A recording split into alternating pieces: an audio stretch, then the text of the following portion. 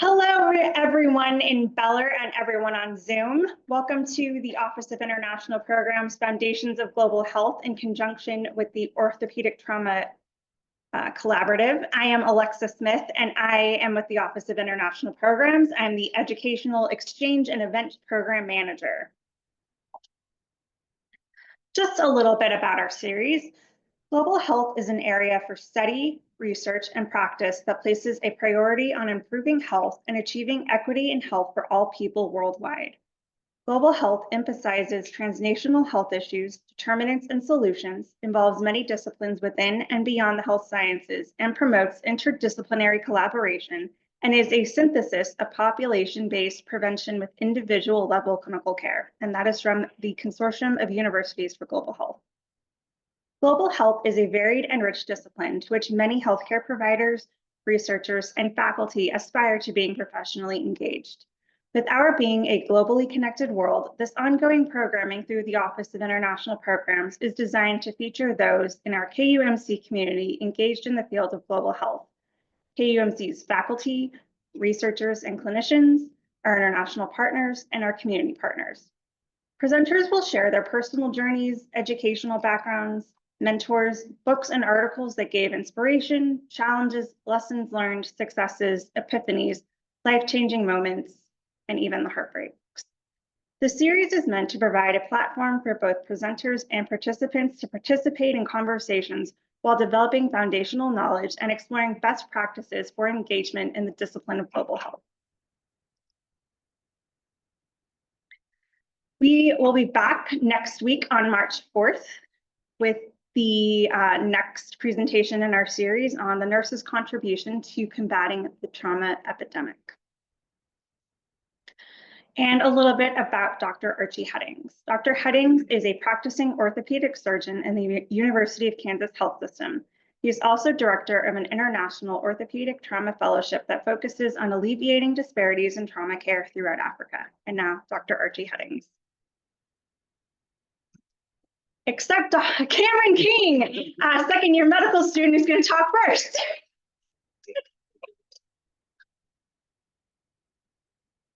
Thank you so much, Alexa, for that intro. I am definitely not Dr. Headings, have not got all the wonderful accolades he has. But like she said, my name is Cameron King. I'll be doing the short introduction today for everyone about the economic impact of orthopedic trauma, as well as a little bit of a review of some of our previous lectures. So we'll start with that. This is an overview of some of our previous lectures, just to give you an idea of some of the things we've talked about. And this will be pretty quick. So first, we initially started with an introduction of what orthopedic trauma was. We know orthopedic trauma definitely saves lives, and it helps to lower and mitigate the morbidity and mortality that we have across medicine, across the board, not just in orthopedics specifically. The second lecture we had was a brief overview of what ATI is, so what we do as a group, the organization that we work with, or also known as IOTC.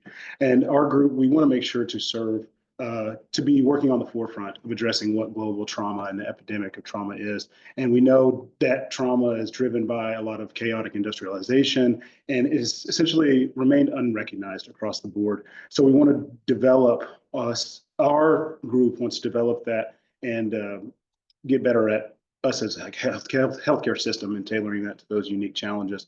Our third lecture was on the etiology of trauma epidemic, with work-related injuries and road traffic accidents. So there's been rapid economic growth in Africa, and it has led to a dangerous transportation and unsafe work environments. And that exacerbates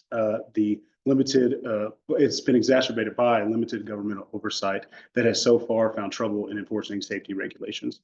Our fourth lecture that we had was a brief history of medical missions and similar interventions. And we know how important both faith-based and humanitarian organizations have been, and how the crucial role they've played in providing healthcare to the vulnerable populations that we all serve. Fifth, the most recent lecture that we had was the etiology of trauma epidemic as well, focusing on conflict-related deaths and self-harm. And those conflict-related trauma and self-harm in Africa stem from poverty, political and economic instability, resource scarcity, and weak infrastructure. All of those things are an ongoing challenge that we try to help with this organization. The next thing that I want to do is just sorry, I'm meeting some people. Introduction into what this economic trauma the economic impacts of trauma. So a review that I looked over, I found a paper that kind of talked about some of the disruptions that trauma has on the daily life, one being employment and work. And as you can see, on average, there was 102.3 missed work days, and approximately 13% of unemployment was after 1 year post-injury. So we can tell that that's a major impact as trauma has on the economy and individuals. Also, the financial burden, specifically, these studies highlighted the productivity and the income loss that we saw. And that obviously is a very clear line to the economic strain that we see resulting from prolonged work disruptions. And then finally, I wanted to talk about a little bit of the variability. Now, obviously, this was a systematic review, so there was over 205 studies, a high degree of heterogeneity in this, and it underscored the need for a more standardized, multifaceted socioeconomic outcome of assessments. So all of this that we're trying to do is to better alleviate that problem that economic impact has on trauma, or the impact that trauma has on economics. So that is my introduction for you guys for today, and I'll give it off to Dr. Headings. Here, this is the real Dr. Headings. Thank you all for letting me speak today. You're welcome. He deserves a round of applause for sure. Thanks, everybody. When we were putting together this lecture series on trauma, and we were coming up with what we needed to talk about, this is something that it occurs as a result of trauma, but it's not the first thing that enters our mind. When somebody sustains a trauma, the first thing you think about is saving their life, right? Or saving their function. But what are the effects that that trauma has on the person individually? And then in addition to that, you know, if life is lost, or if somebody becomes disabled, what is the effect on that person's family? What is the effect on their community?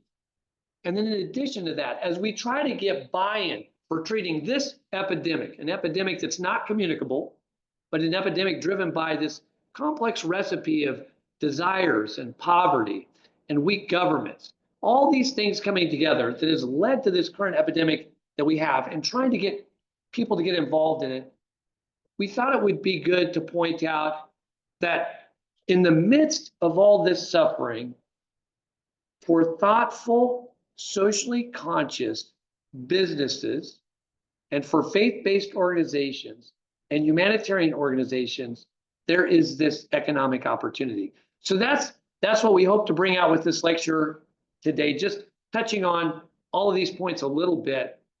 But first, we need to start out with, how do we get our data? You know, when we're talking about defining illness, how do we get our data? And a lot of our data comes from these studies that are called global burden of disease studies.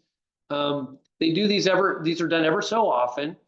And by collecting this data across places throughout the world and over time, it helps improve healthcare systems. If you know, medicine 101, the first thing you have to do, get the right diagnosis. If you get the right diagnosis, you prescribe the right treatment, and typically the patient gets better. That's how medicine works. It's the most basic fact in medicine.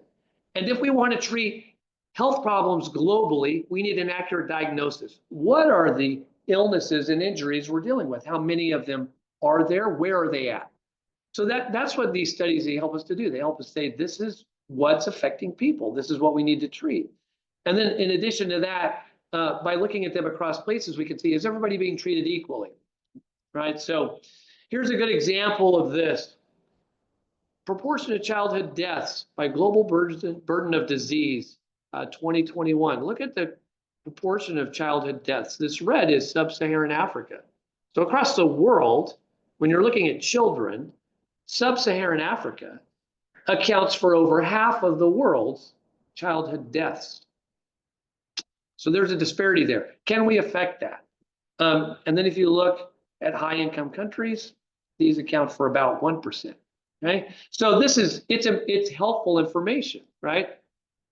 And here's looking at this information over time. So we're going to go. This comes from the Global Burden of Disease studies from 2010 to 2020 to 2021. All right, and if you look at this, you can see neonatal disorders. They dropped to number 3 here. Their numbers also, if you look at this number from 2010 to 2021, this number's dropped, right? So So it's like we're making progress here, okay? So that's the benefit of this study. And we're going to lean on this study. We're going to lean into this study, but there's some weaknesses in this type of study. All right. So if you look at the Global Burden of Disease Study 2021, it was obtained from 300,000, this amount of data points or data sources, right? 300,000, 938 sources were used. And the main focus of this study was to emphasize the impact of the COVID-19 pandemic. They really wanted to kind of look at what effect that was having on people's health. And if you look here at this little infographic, it breaks down communicable diseases are here in red. Here we've got injuries. So injuries are down here in green. And then here's non-communicable diseases, but these aren't injuries. And so what you see here is, well, the smallest part of this is the injuries, right? That's the smallest part. But if you recall what we talk about, how we say injuries or trauma is responsible for more deaths than malaria, HIV, and TB combined, you can see, if you put those boxes together, that's how that's depicted here. But how accurate is this information? We're going to dive into this just a little bit. I don't want to. We don't want to hang our hat on this study too completely. Okay, and here's why. We're going to go through that. The methods of gathering this information on various disease or injury states aren't perfect.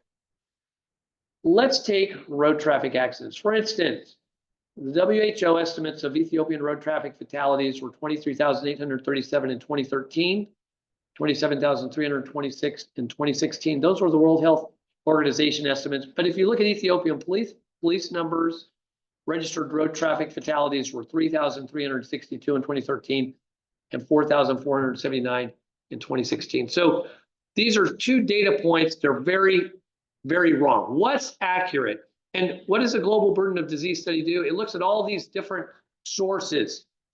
Okay, so it's not like there's one really good source. So it's trying its best to find out what's the true number here, right? And in our lecture, by the way, all these lectures are online at our website, traumacentral.org. In our lecture on road traffic accidents, we talk about why these numbers are so off. I don't think there's anything wrong. I don't think Ethiopia is necessarily the police are trying to hide anything. It's just how the police record things. The Global Burden of Disease Study 2019 put road traffic accident mortality in Ethiopia at about 16,776, which is lower than what the World Health Organization estimate is, particularly when what we know about road traffic accidents in Ethiopia is they're increasing, they're not going down. That's what the data says. So, but their range was about 14,000 to 20,000 in terms of mortality. Let's look at something different. And we're live streaming this on TikTok, and I'm not pointing out any governments. The purpose of our organization is to help people who've sustained trauma and to improve their care. We are not a political organization. We're not trying to call any particular country out. All we want to do is to improve the care for your people. But what leads to a lot of the trauma that's sustained, particularly in Africa, it's conflict-related trauma. So, for instance, in one African nation, the conflict-related deaths that were recorded by a particular organization, outside of that country, by the way, was 8,600. But then two other organizations that were looking at the deaths related to conflict in that country put the estimates as high as 800,000. The Global Burden of Disease put throughout the world, the total conflict-related deaths at 96,500. Right? So now, if the Global Burden of Disease Study just said for one country, that number was 800,000, do you realize how that would skew the numbers in the Global Burden of Disease studies in terms of what is killing most people? If these numbers are accurate, what's killing most people is trauma, and what's killing most people is conflict. I think it causes us all to be a little bit introspective in terms of if we want to treat health problems, a lot of these health problems are driven by personal and relationship problems, right? Again, I'm not trying to be political. I'm not trying to point out any particular government at all. I'm just showing that those numbers in the global burden of disease study may not be as accurate as you think, and we need to be careful making policy decisions just based off that. So what are some other weaknesses in the methodology of it? A lot of this data is gathered from national registration systems, which sounds great, but in low-income countries, which are underdeveloped, they don't have these national registration systems. In Africa, only about 19% of these countries have such systems. So then, in addition to that, there's programs in some countries that exist that incentivize them to better quantify certain diseases, and that will skew the numbers. If you're given money every time you quantify a particular disease, I mean, particularly if you will get money for treating a particular disease, and you're a hospital that really has, you know, it's tough to make profit. And then if you tie this diagnosis to a particular patient and you get reimbursed for that care, tell me if you don't think that's going to affect your numbers on the amount of that diagnosis you see. And there's some studies that demonstrate this. We're not here to get into that. That's beyond the scope of this lecture. In addition, diseases or injuries that may have a political basis are likely to be underreported, such as state-sponsored violence against certain groups, civil war, state-sponsored famine. And certain diseases or injuries come with social stigma or risk of employment, and therefore may be underreported. Sexual assault, as well as self-harm, substance abuse, and work-related injury. In my practice, I have people that are undocumented that get injured on the job, and they tell me I cannot report this as occurring at my place of employment because I'm told if I do, I will be sent back to my country of origin. This happens in our country, okay? So, but let's accept what we have. Let's take these numbers as they are because they're big enough. And even with the numbers as we have them, we know that we have this new epidemic of trauma. But what do we know about it? And we've talked about this in previous lectures. Injury from causing death and disability is not distributed equally throughout the world, with the majority of it occurring in low to middle income countries. We know this. Road traffic accidents are increasing in low to middle income countries, but they're decreasing in high income countries. Approximately 1.19 million people die each year as a result of road traffic crashes. That's pretty high. They are the leading cause of death for children and young adults ages 5 to 29. Remember that graph I showed you at the very beginning. Where do the majority of childhood deaths occur? In sub-Saharan Africa. What is the major or leading cause of death for children and young adults 5 to 29? It's road traffic accidents. So if we want to save children's lives and we want to eliminate this disparity of childhood deaths that's occurring in sub-Saharan Africa, let's find a good way to properly treat these road traffic accidents. In some cases, road traffic crashes cost countries around 3% of their gross domestic product.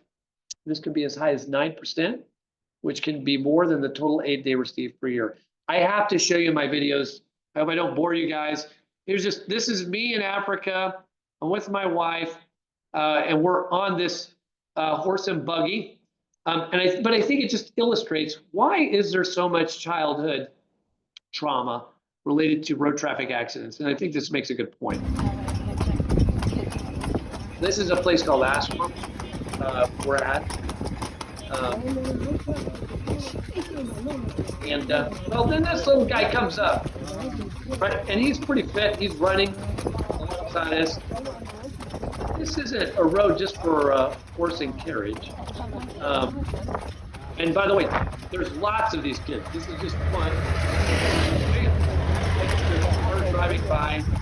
What happens if he falls? And so this is, and I will tell you, this is tame. Anybody who's been to Africa, this is tame. This is tame. I have been in it. I've had lots of children come to me in our vehicle when we're driving, and I've even seen some vehicles completely swarmed by children. So running out into traffic, trying to get money. All right. So you can see how poverty, because people like to give money to children. I mean, how can you not? So you can see how this can lead to children getting struck by cars. In a road traffic accident lecture, the most common form of road traffic injury was a motor vehicle against a pedestrian. So conflicts are on the rise or persistent in Africa, as we discussed in one of our previous lectures. Deaths from falls are increasing. They're up 20% since 2006.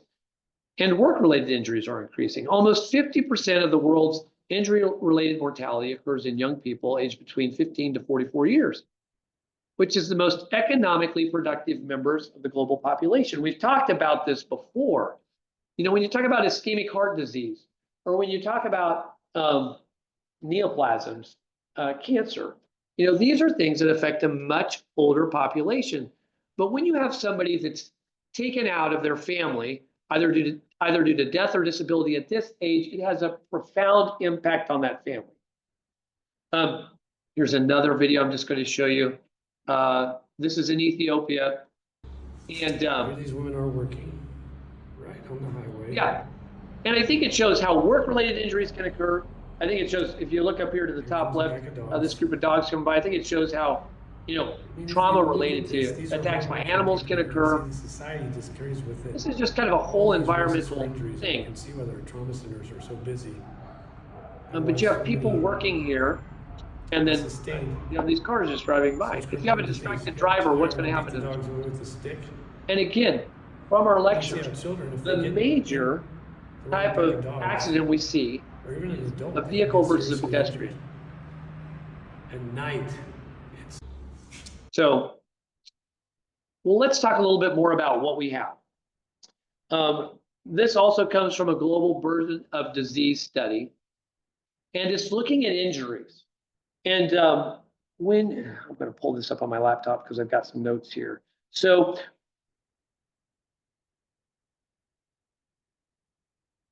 when you're looking at injuries,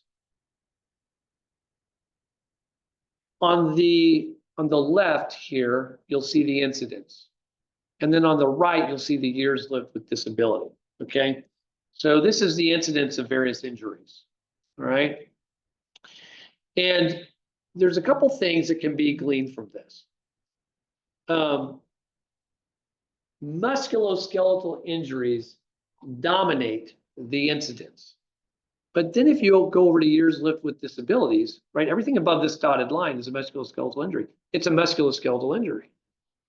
What are the non-musculoskeletal injuries that really dominate in terms of their incidence and also in terms of their disability? It's severe traumatic brain injury, spinal cord injury, and burns. Those are the big ones, right? I mean, look at this. Look at this amount of disability that comes from a severe traumatic brain injury. But other than that, most of what's driving this are musculoskeletal injuries. And in particular, fractures.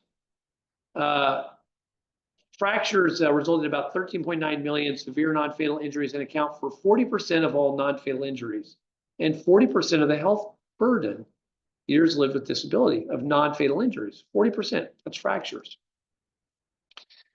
1/3 of the fracture burden is due to fractures of the patella, tibia, fibula, and ankle. That's the big area, right? If the femur is included, then approximately half of the burden from fractures is due to these areas.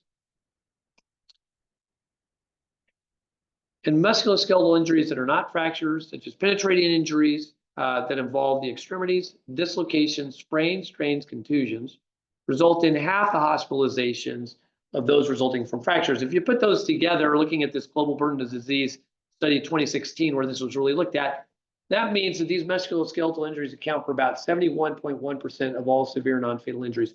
Why am I making that point? Because if you want to treat this epidemic, you need to treat what's really causing the disability. And what's causing the disability here, at least the majority of it, is orthopedic. That's our point. That's why we keep hitting this on, let's build up orthopedics, let's develop orthopedics, let's have systems that can deliver good orthopedic trauma care, because it will have an impact. Well, what about costs of care? If you look at the costs of care here, and I've got some studies from the United Kingdom, a study from a low to middle income country, Papua New Guinea, and then I've got some studies from America. But what you'll see here, this one from Papua New Guinea, this graph is nice because it shows, this is what's in blue here is the incidence. So look at the incidence of fractures, abdominal injuries, burns, chest, head, right? You see this? Muscle tendon injury. So imagine if you put muscle tendon injury with fractures, you see the incidence of injuries that you have here, right? And then we look at cost per care. So if you like the cost of treating a fracture, these are the main cost. What's most expensive actually are abdominal injuries, but then all these costs are about the same. Over here, this is a outcome and cost of blunt trauma in England and Wales. If you look at the unit cost here for like open reduction internal fixation of a fracture, it's about 1,597 pounds. Where is it? Craniotomy about 1,900. These costs are about the same. It's all I'm trying. Only point I'm trying to make here. Here it's looking. Oh, there was one other thing. Let me go. Yeah.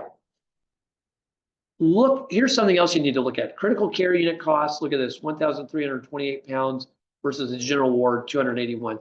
That's going to come into discussion here because what really drives hospital costs is length of stay in the hospital and do you have that patient in critical care? You know, where do you have them? Because that really can raise costs. So you can't just look at the procedures. This goes by area of the body. So this is that same study out of the UK. The head, if you look at this, if you look at all head trauma, it's about 15,555 pounds. If you go down to the lower limb, it's about what, 10,000. So orthopedics comes out a little cheaper than like, and I'm focusing on the head because like I said, if you look at that incidence, what really produces a lot of disability in terms of trauma other than musculoskeletal injuries, it's traumatic brain injury and it's burns. But this does it have burn on here? Yeah, here's burns right here, 13,000, right? In terms of care, this is just a US study, right? And if you look at the cost of traumatic brain injury here, you can look at these numbers, about 40,000. This one graph is for people with non-fatal injuries, the next is for people with fatal injuries. You can see these costs for fatal injuries are cheaper because, well, they don't get as much care. Can't be, you know, on average. So, but that's the point I want to make is when you look at musculoskeletal care compared to other types of care involving other organ systems, it's cheaper, about the same. But then I want to get into what are we getting for what we pay? If you have somebody with a severe traumatic brain injury and they have tremendous cost, remember, because it's not just a cost for that craniotomy if they need it, but it's the time they're in the ICU. It's the time they're in rehab. Where do these people get that have severe traumatic brain injuries? And I'm going, this is dismal. And I'm not saying we shouldn't treat traumatic brain injuries. I am not saying that.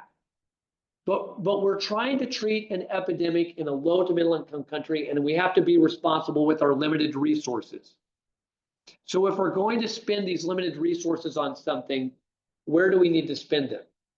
I think in places where we can truly change somebody's life and get them back to work and get them back to supporting their family. Because if you look at the long-term outcomes of patients that have sustained severe traumatic brain injury, you know, here's a study. This is, I think, like 8 years out. About 50% of patients have some moderate to severe issues with balance. Motricity is your ability to just to control your muscles. About 50% have problems with motricity, right? If you look at this, cognitive and behavioral disturbances after severe traumatic brain injury, memory slowness in about 70, or memory problems or slowness in about 70%. I mean, if you look at some of this here, I don't know why I just stopped on embarrassing behavior, but it's pretty frequent. I mean, you can just see, I mean, you can just see with the costs. I mean, we put a lot into somebody with severe traumatic brain injury, and I think you should. I mean, if I had a loved one that had a severe traumatic brain injury, I'd want to put everything into it I could. But for what we put into this, are we getting patients back to their pre-injury function? And as you can see, the majority are not. What about spinal cord injury? That was pretty high on the incidence there. Traumatic spinal cord injury recovery significantly depended on injury factors, but not in one study. traumatic spinal cord injury, the results, they were not dependent on the treatment they received or the country they were treated in. I mean, if your spinal cord is transected, in terms of like your outcome from the transection of your spinal cord, where are we at in medicine? I mean, it was even looking at studies where they put stem cells in spinal cord because stem cells and platelet-rich plasma are solving everything in the sports world. Not so much in traumatic spinal cord injury. It's just not there yet, right? So in a study with 10.5-year or 10.3-year follow-up, 67%, 12.6%, 13.6%, and 6.8% patients showed no, partial, substantial, and complete motor improvement, respectively. Complete motor improvement, 6.8%, right? That's what you're getting for what you put into that. And these patients require a lot of care. In that study, they found higher initial ASIA scores, lumbar fracture level, and performance of laminectomy seemed to improve motor outcome. What do we know? Here's just some other studies. Gunshot wounds, motor vehicle accidents with complete traumatic spinal cord injury, 5% recovery. If you have a traumatic spinal cord injury in an earthquake, your rate of recovery is about 23.9%. These are different mechanisms.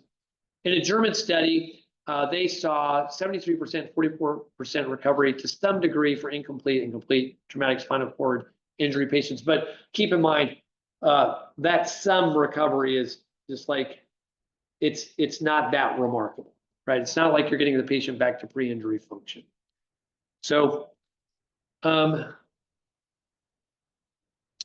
I made a note there. If somebody does have a spine fracture without a neurologic injury, they can do pretty well. So that type of medicine is figured out. But again, that's kind of along the line with orthopedics.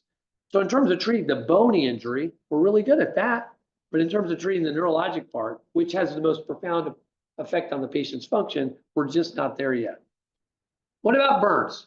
ICU mortality for burns, about 32.8%. And in a study, in this study with 26% total body surface area burned, the ICU mortality was 32.8% and the hospital mortality was 34%. Post-hospital discharge, 5-year mortality rates range from 9 to 11%. And in those studies, the average total body surface area burned was about 15 to 20%. Joint contractures are common after burns. In a study of patients with 70% total body surface area burned, minimum of 2-year follow-up, they had significant functional and psychological impairment. And individuals with facial burns, as you would imagine, are found to have lower emotional and sexual function scores. Again, I'm not saying we shouldn't treat these things. We're going to make a comparison here. I've gone through all this to make a comparison with you. To make a comparison with orthopedics, the incidence is high. It accounts for the majority of disability that we see from traumatic injuries.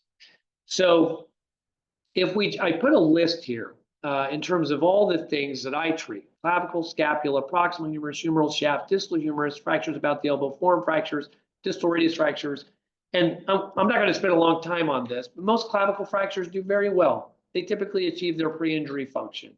Scapula fractures, good functional outcomes, 86% of the time. Proximal humerus fractures, young people, about 73% of the time. You can get them back to work. Humeral shaft fractures, 86% of the time. Distal humerus fractures, good, excellent outcomes, 84 to 100% of the time. I know you're getting bored, but everybody needs to hear this. Fractures about the elbow, the radial head, coronoid, fracture dislocations. Look at these numbers, 83 to 98%, good to excellent results. Some really bad variants, terrible triad. That's really bad type of elbow fracture dislocation. But you can get 72% good to excellent results, the majority, in these patients. Forearm fractures, 97% satisfactory to excellent. Now, in particular, forearm fractures, elbow fracture dislocations, distal humerus fractures. If you don't treat that patient's disabled and they can't go back to manual labor, that's it. They're done. They're probably not going to support their family in the same capacity they could before. But if you treat them, the majority of them, you can get back to pre-injury function and them supporting themselves and their family. Let's move on to the pelvis and lower extremities. What do we see? These numbers are about the same. This is where our technology is at with respect to medical care provided for musculoskeletal disease, in particular as it pertains to injuries. 86% of the time, typically, we can get good to excellent results with acetabular fractures. If you have a fracture dislocation of your pelvis, you're done. That's it. You're not going to provide for your family. You'll be in chronic pain. Pelvic fractures, 84 to 96% good outcomes. Femoral neck fractures, a life-saving procedure in the elderly population. Same with intertrochanteric hip fractures, 85% good results. Subtrochanteric femur fractures, 90% or more achieve pre-injury function. Femoral shaft fractures, again, life-saving, 97% achieve good outcomes. Distal femur fractures, patella fractures, it goes on. Tibial plateau fractures, tibial shaft fractures, tibial pilon fractures, and ankle fractures.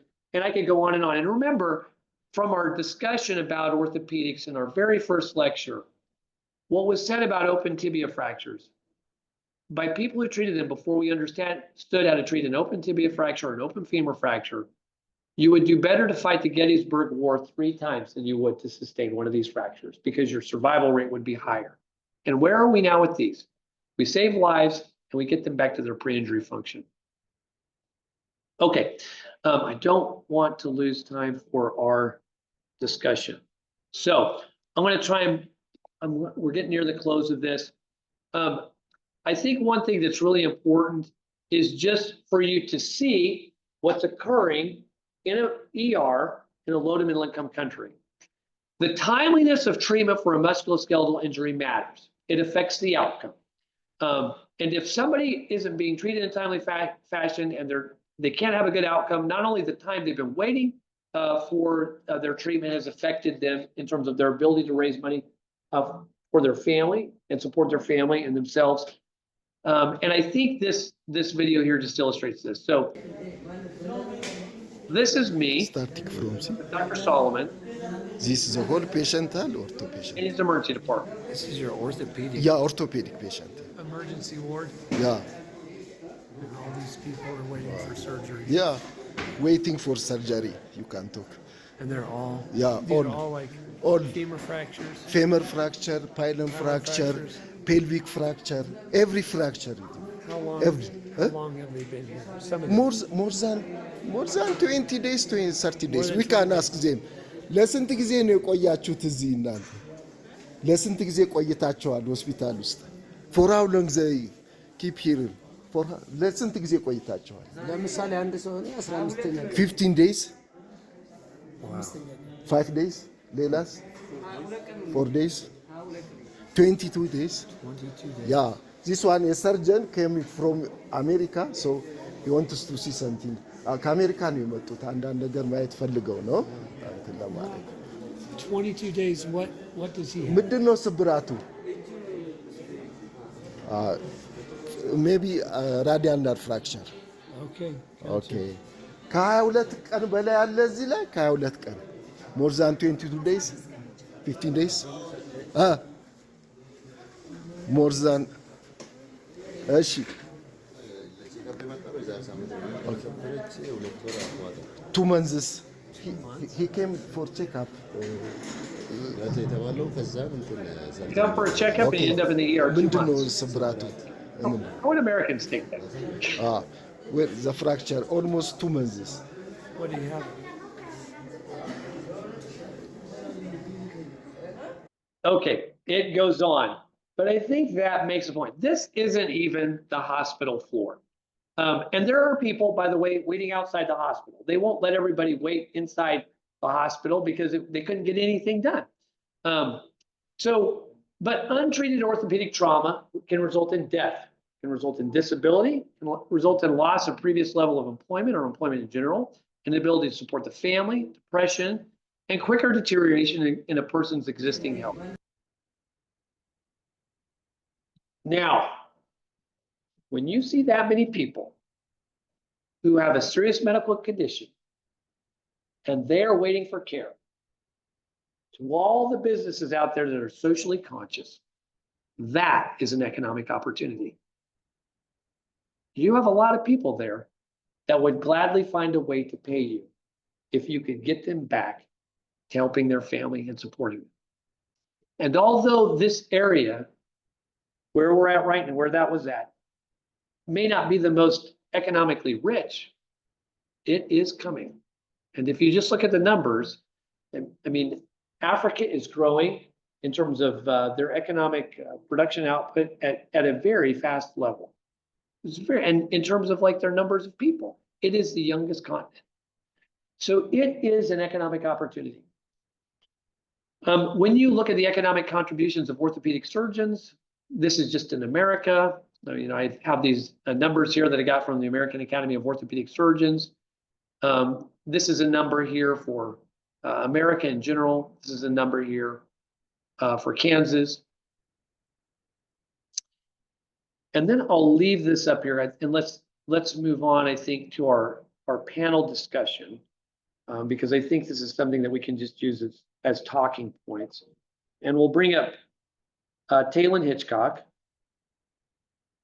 Talon, come on up. And I want to introduce Talon. Now, I cannot tell you how much I love having Talon on our team. And she's perfect for this lecture. She has a Master of Science in Health and International Development with a specialism in Applied Development Economics from the London School of Economics and Political Science. And she has helped me navigate a lot of this. But I want to turn it over to Talon. And then for those who are going to be on our panel, we'll just come on up to the front. I'll turn it over to Talon.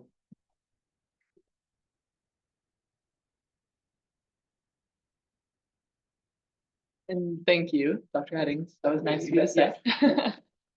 And is Terrence Epi on Yes. there? Okay, good. If Terrence is on our panel, yeah.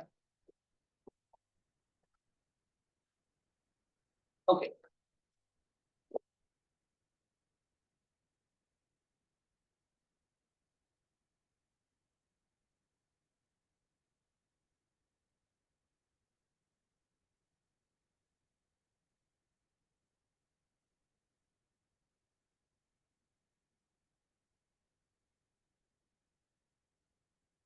Right. Okay, so in this lecture, we learned that the global burden of disease framework helps us understand the scale and impact of orthopedic trauma by quantifying how injuries contribute to mortality and morbidity worldwide. In the global health field, the ongoing efforts to monitor and analyze these trends are crucial for informing public health policies and interventions aimed at reducing the global disease burden. Thus, the data-driven perspective can stimulate targeted investment in prevention, treatment, and rehabilitative services, ultimately reducing both the medical and the economic toll of orthopedic injuries. Accepting those assumptions, what are some of the negative economic effects of orthopedic trauma, and what economic benefits might emerge if treatment and rehabilitation are prioritized and well-funded? I think Dr. Beza, or Dr. Baby in particular, since they're familiar with, they're from Ethiopia. So could you speak to that, Dr. Beza or Dr. Baby?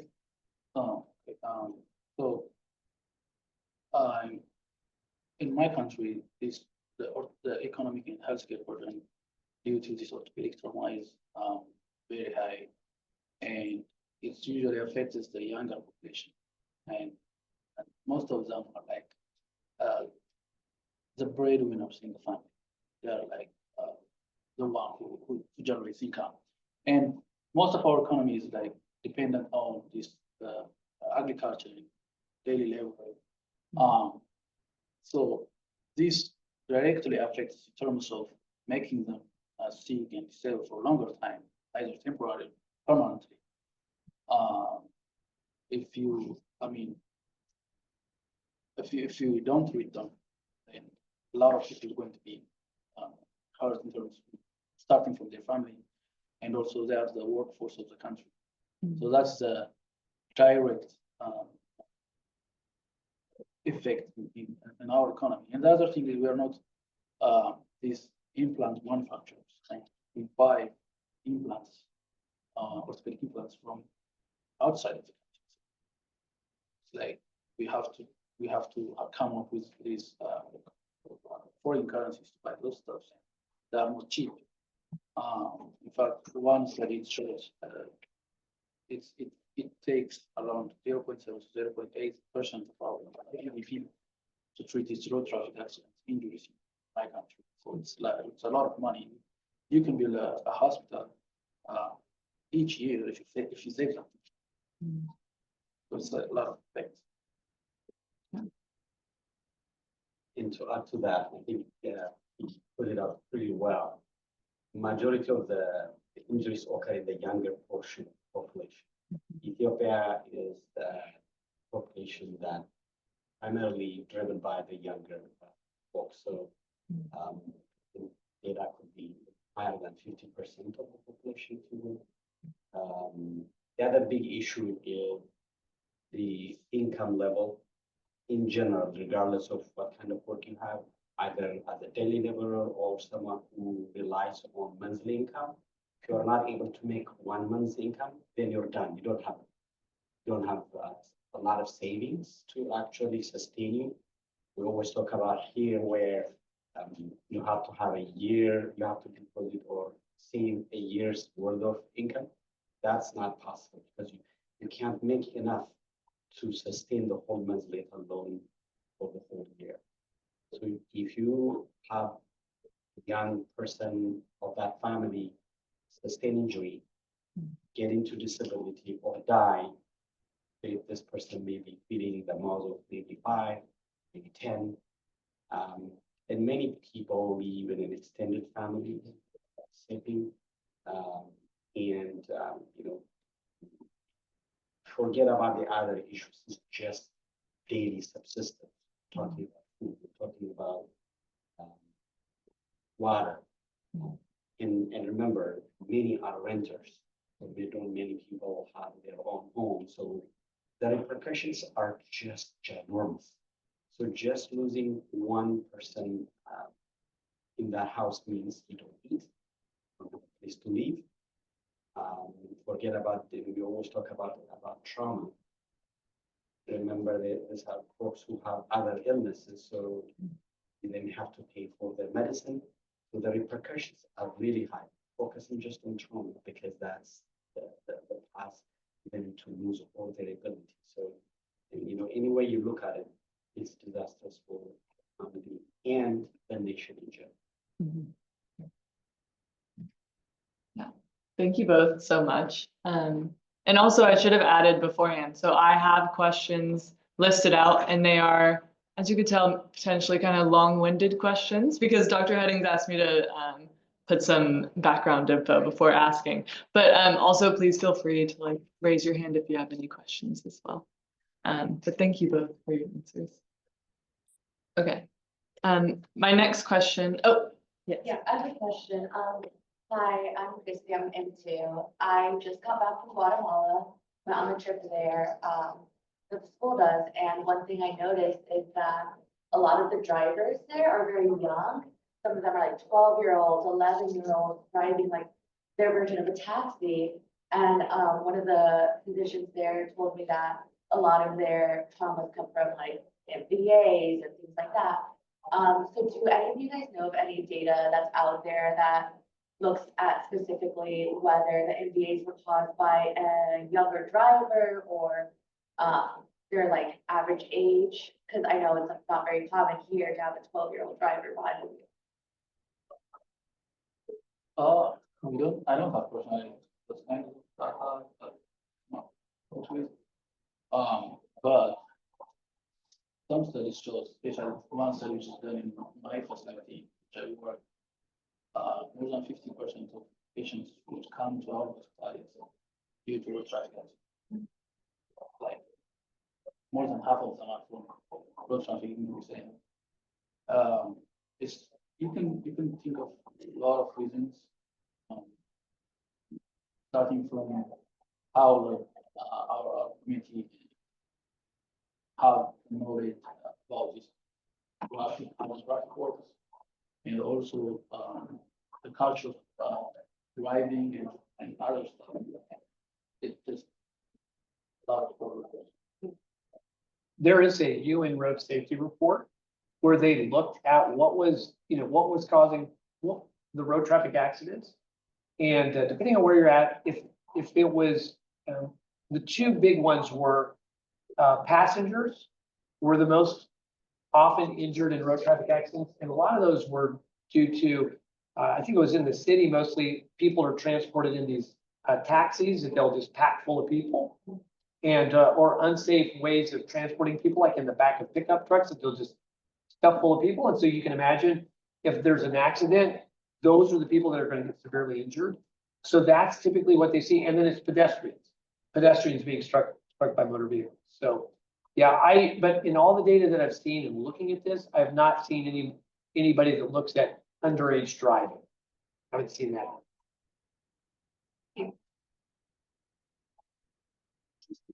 From what I remember, there is a strict driving age limitation. In many of the traumas occur in high traffic, high populated areas. So the traffic police obviously try to enforce. I'm really surprised to find a 12 or 15-year-old driver. That would be very unlikely. I'm not saying it doesn't exist, but probably not the major reason. I think majority of the accidents happen because there is a driver, either young or older, who drives involves not only the self, but the people who are in the car, in majority of the time, pedestrians that are not aware of someone driving wrong direction, driving high speed, or rollover accident, or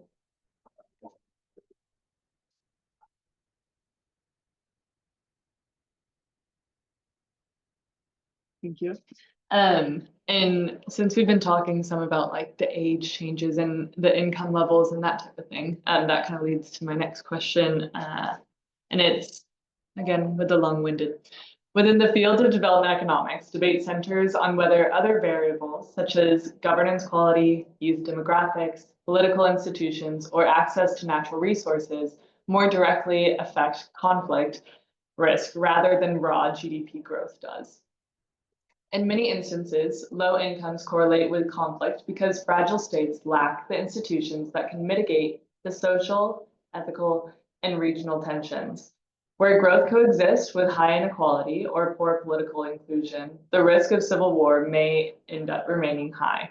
From a policy standpoint, simply raising GDP per capita is not a guaranteed conflict prevention measure based on what I've studied. What often matters more is how growth is distributed, whether government institutions are inclusive and responsive, and how underlying grievances such as group marginalization, corruption, or severe inequality are addressed. Okay, that was the background. Now for the question, actually. From a policy and investment standpoint, how do you balance the push for higher GDP with addressing the inequality, governance gaps, and the youth employment? Which also, I believe Terrence was going to speak on this some.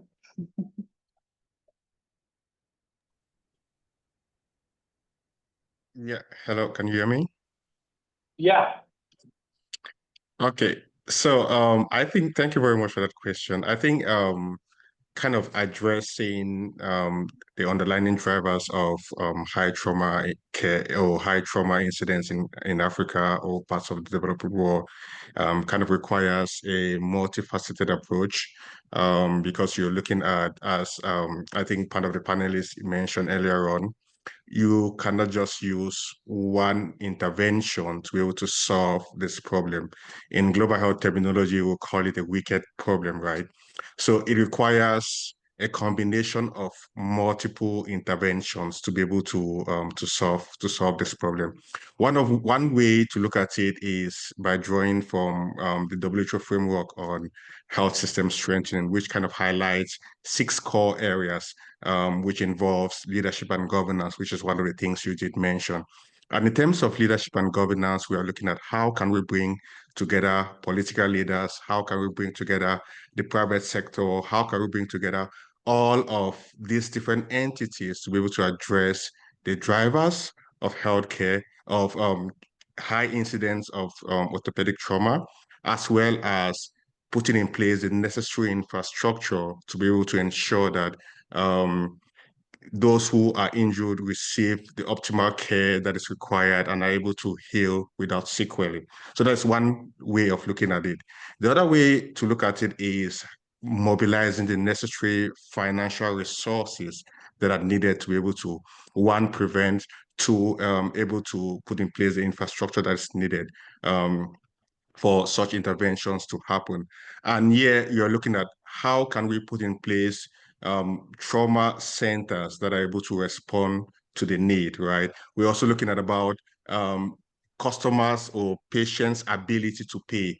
Let's not forget that over 90% of Africans pay healthcare out of pocket. It's not like in the US where about 90% of the population is covered by a health insurance scheme. So this brings to mind the discussion about universal health coverage and as a whole. We also look about the third component about that framework is about service delivery. So here we're looking about quality, we're looking about access, we're looking about the diagnostic capability, we're looking about the intraoperative care that such facilities can be able to offer. So putting all of this in place together with the necessary workforce, be it in terms of the number of trained personnel that are needed, access to medications, implants, as well as health system information system in general. So these are a combination of things that can be put in place to be able to respond to the high incidence of orthopedic trauma care. Probably others may be able to add to that as well.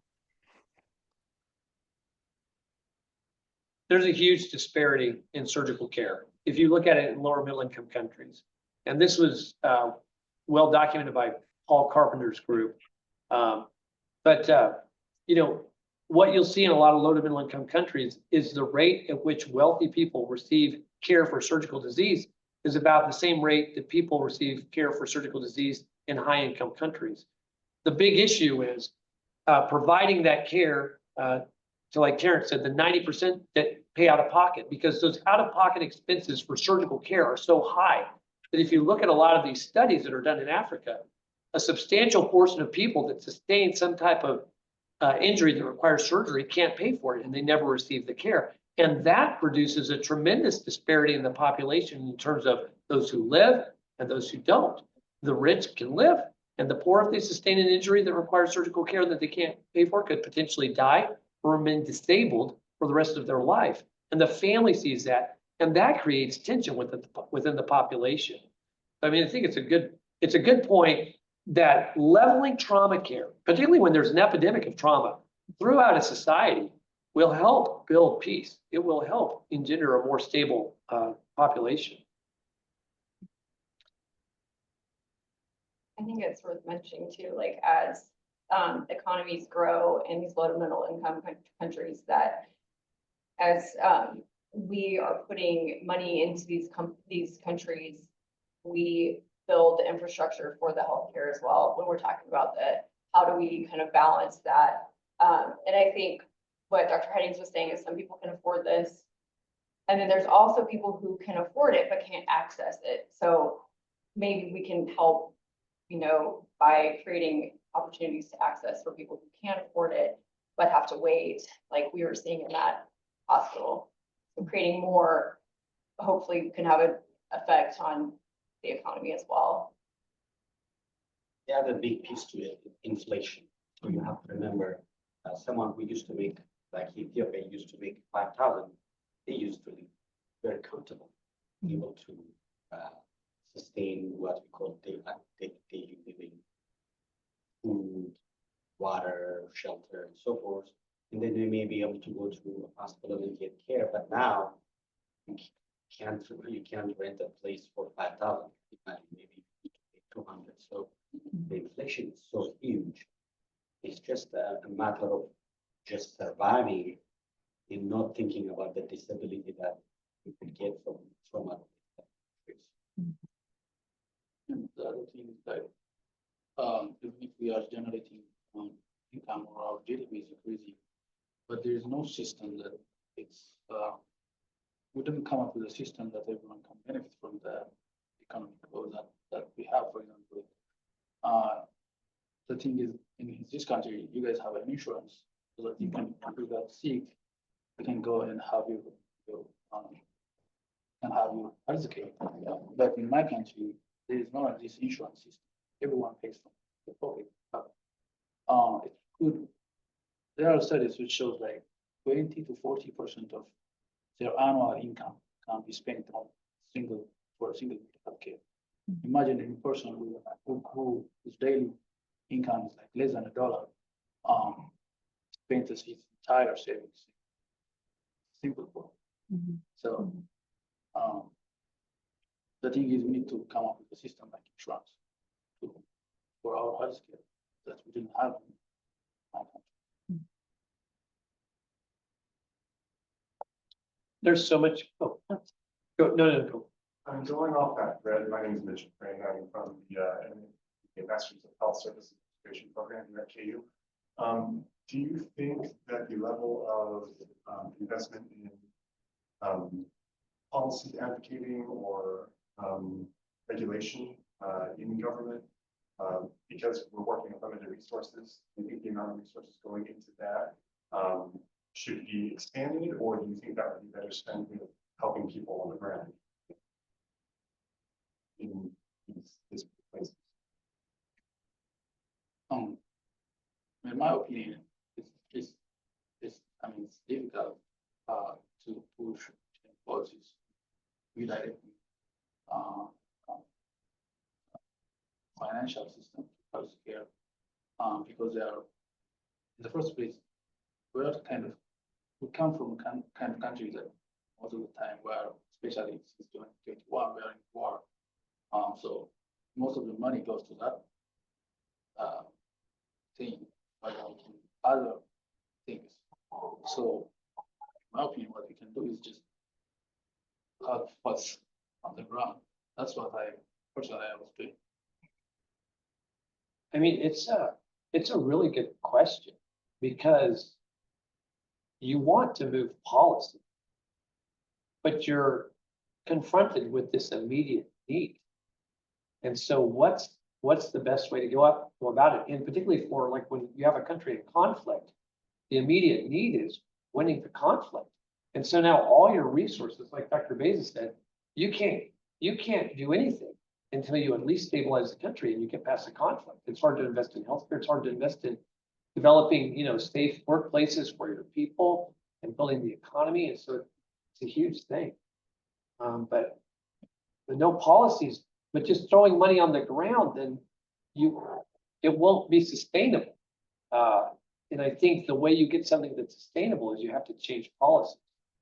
So I don't know, does anybody else have a comment? I think that's a great question. I think it's a great question. Yeah. And I think for us, I've thought about this before because we've talked about like, we're kind of treating this on like a tertiary level and you can do it on a primary level, right? Like how do we fix the traffic problems well, we are healthcare professionals. So for us, this is our wheelhouse. That's how we feel like we can contribute, and we're not policymakers, but I think if we can create awareness, hopefully it inspires that, when we say, oh, there's this growing problem and we're creating awareness around it, then hopefully communities can say, well, what else can we do? Or we have people in, people who can make policies, which is not us, who feel inspired, to change or, do that. So I think for us, working on the ground is just a starting point for us. Remember, every country, when, years pass by, the budget increases, build new infrastructure, build new hospitals. The problem in Ethiopia, and probably that affected many African countries, is you can't even sustain the ones you have. Equipping them, and we talk about Abbott Hospital, it's a hotel converted into a trauma center. They run into trouble all the time because either this machine is not working, this machine is not working. So even sustaining what they have, let alone infusing cash for a new project is nearly impossible. And I have to say this about Abbott Hospital because it showed a video of it. But some of the best surgeons I know, literally, are at Abbott Hospital. So it's just, I have to be so careful about, I just want to throw that out there right now because, I think people can look at this and think, oh, that place needs a lot of help. Okay, they need resources. They need a new hospital, which we're trying to help build for them. But those, you couldn't ask for a more top-notch group of surgeons, I'm just telling you, or healthcare providers. This policy question you asked, I would love to talk with you about that outside of this, because it's such a good point that you make. This isn't necessarily a question, but I think it's one of that was so important. Obviously, I'm biased. Creating awareness and this, like Lori said very elegantly, is the key to making the change in policy that we have to decide. We continue to make research, continue to gain knowledge, and that it's very helpful for people who do make policies to recognize. We have to make them know that this some stuff we're missing. Doing a great job. And I would just add in terms of sustainability, I think that's been for a long time kind of our vision on kind of developing a hospital, on being able to equip them with updated supplies, is that from my understanding, there's kind of two different spheres. There's the public healthcare system, which provides free services and is government funded, and it's not able to address the load of trauma that comes to the door every day. And then there's the private system, which some people can afford, and if you can afford it, you can get your immediate care, but it's not accessible to a lot of the population. And so part of our goal has been kind of developing a model for creating a self-sustaining hospital where we're able to provide state-of-the-art care so that it attracts both the people that need the care and can't afford it, but also those that can come and can pay the bills as well. And then we can take that and keep that investment, that spending inside the country, and be able to reinvest it into updated equipment to stay kind of at the top of the line, and also be able to put some of that money towards providing funding for individuals that can't necessarily pay for themselves. So it's kind of developing this working model of how to create a hospital that's self-sustained and provide for everybody in the country, not just those that can pay for it or those that can't.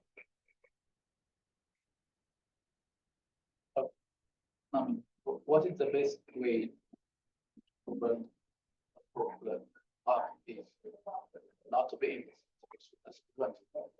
so we have like the corporations have what's reflected and the best way, in my opinion, like to put like rules in, teach them from in schools and stuff, so that you can make the people be aware of how the traffic works in.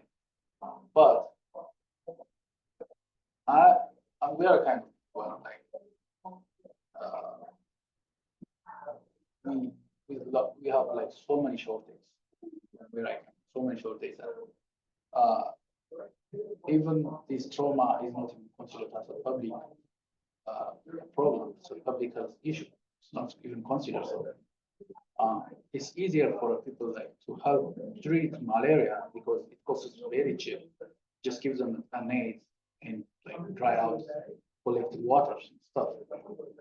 But trauma is something you have to invest on it. It requires money. So they don't want to look into that. That's the problem. And in fact, our government started to think about it since we have the war. We have to treat these own people. I mean, it's difficult, but it's something I don't know if as an organization that we have with operating started.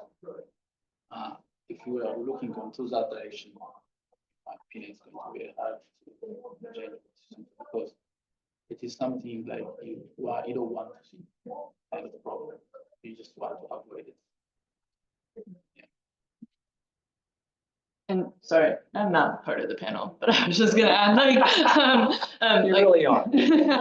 like, I think it can also be important to recognize how the humanitarian objectives and the development policies and objectives, like those need to start interacting. And thus you have to have policy workers that are working on that and like taking evidence from both, also taking evidence from the healthcare side as well. And like, you have to take it at a very interdisciplinary approach. And so it's not even just the difficulty of like, all these things need to be done. It's like, they all need to be done together. And I think this could maybe be a good time to ask, like, how is ATI working on that? Like, Because I know that we've talked about the hospital itself and trying to make it more self-sustaining, but what other things are ATI also doing? Because I know that there's quite a bit. Well, I'll tell you, this, I think, is the way policy changes start. In that, you have physicians and nurses who are treating this problem and sees and observes the unjust human suffering that's occurring. And a lot of this unjust human suffering that's occurring is being driven by desires that richer nations have. And so I'm not saying that richer nations are responsible for this entirely, but there is a contribution from richer nations to this. Just speaking outside of, people, whether they live across the ocean or not, I mean, depending on your view, they could, they're your brother or sister, they're a human being, they deserve respect, right? They have dignity. But what's occurring is unjust, and what's occurring is tragic. And that motivates a healthcare provider to try and change this, to try and save lives, to try and help all those children that are dying, or being disabled unnecessarily. So we then, present this, and we presented at these lectures, we presented in our documentary that Bacher and Matt Jacobson have worked on, and we raise awareness. And I think if you look, if you look at how a lot of epidemics have been overcome, it starts with that. It doesn't start, I think, with a policymaker, who's not seeing the suffering. It doesn't start there. It starts on the ground, and then it builds, and then the concerned, caring, socially conscious policymakers get involved, and they do their work. We're healthcare providers, and we're doing our work, and all we're doing is we're saying, look, we're healthcare providers. This is what we have observed. It is a real problem. Please listen to us and help us. So I think those are the ways. The research we're doing also plays into this, Taylor. We're doing research, so it's not just anecdotal stories and videos that we're showing, but it's hard numbers that demonstrate this problem actually exists. I think if I can add to what Dr. Hayden has highlighted earlier on, it's also some capacity of increasing quality of care, right? Because as an organization, we are mobilizing, be it implants, be it equipment, to increase overall quality of care, which goes a long way to be able to increase access and quality and patient outcomes. So I think that is one other thing that as an organization we are contributing towards. And also in another level, we are also engaging Ministry of Health and policymakers to also shed light on this epidemic. So in thinking about it globally, we are trying to put together a multifaceted approach to be able to address this problem. It's true that progress might be slow, but we think that with the right partnerships, with the right collaborations, we can make significant progress in this regard.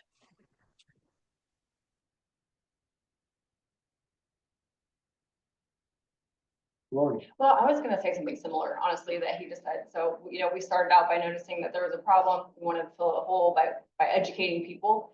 And then once we started that, it snowballed, and we started, okay, now we're going to include economics. We had Terrence, and then we're going to include the film and media department. We keep it just keeps growing, and we've worked with, like he was saying, Ministry of Health, and we've worked with the provost of medical schools, and we kind of keep we're not intentionally, like, in some regards, we're intentionally going out there and saying, hey, do you want to be involved in this? But it's you kind of start attracting people who are interested in helping this as it grows. And it just started out as one thing, and it has just kind of grown. And yeah, there's so many things, like you said, Taylor, that we're doing, but it's not even just us, it's just kind of branched out into these other disciplines. So, and I think as it does grow, I think we'll continue to see that happening. The other thing about the research is having the data actually reflect what reality is. I think the numbers show there's a trauma epidemic. But, you know, in speaking with bigger organizations that are involved in making policy, they don't necessarily see that. And the things which I'm told by some people that are involved, these organizations that are involved with making policy, when I am delivering care, I don't necessarily see the things they're saying. So that's why these, you know, what is it that's killing Africans? Are they dying in droves of ischemic heart disease? And they're just, you know, is that what it is? Is that what's hitting people in lower middle income countries? Is the majority of their societal burden, you know, people with, you know, that have neoplasms, you know, that need to be addressed? These are the things that I see when I travel to low to middle income countries. And we're just, I think part of it is just, it's like I said, it's medicine 101. You get the right diagnosis, you prescribe the right treatment, and patients get better. There's a lot of people that want to put money into low to middle income countries, but I'm not sure the manner in which this money is being put into these low to middle income countries with respect to healthcare is being spent wisely, because I don't think they've got the exact diagnosis.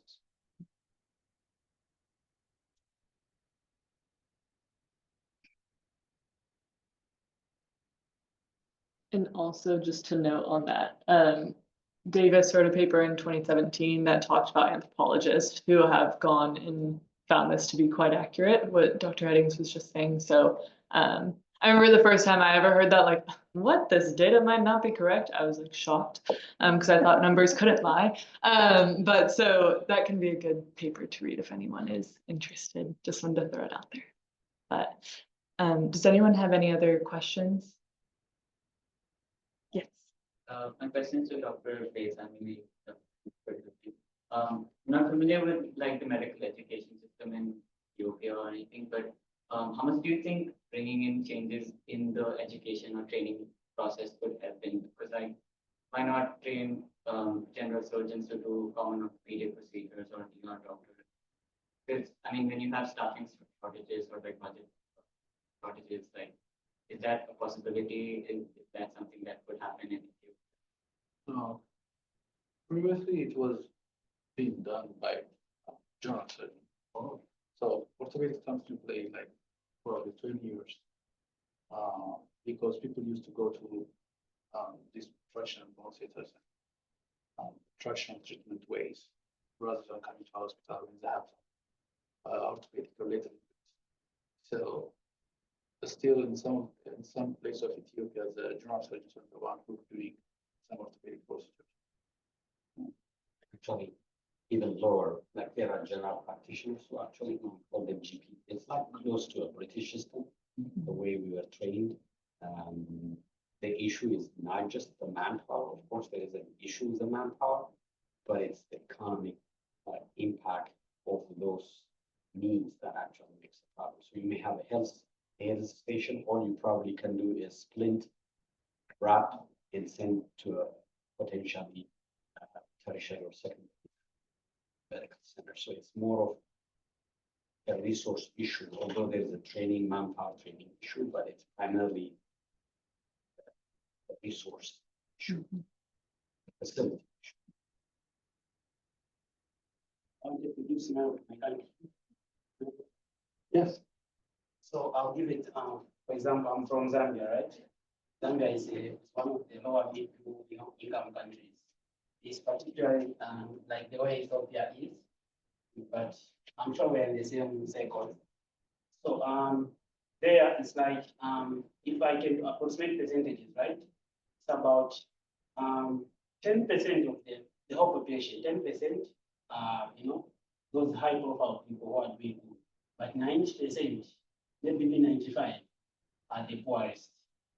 So if you look at on how you can like help in case of going to economic way, it's like trauma in itself or cases that we deal with also and so on. There's a wide margin in terms of money that for you just to treat a fracture, you need a lot of money. Fracture needs any type of orthopedic cases that we use implants, isn't it? So for the implants there, we find it difficult just to once to have implants are very scarce. If any hospital has, they would have spent money on importing those implants, get the point. But importing those implants requires that one has had spent money. So if if a patient comes, we need treatment. It means because they imported the implants are so they are charging a patient on a higher amount.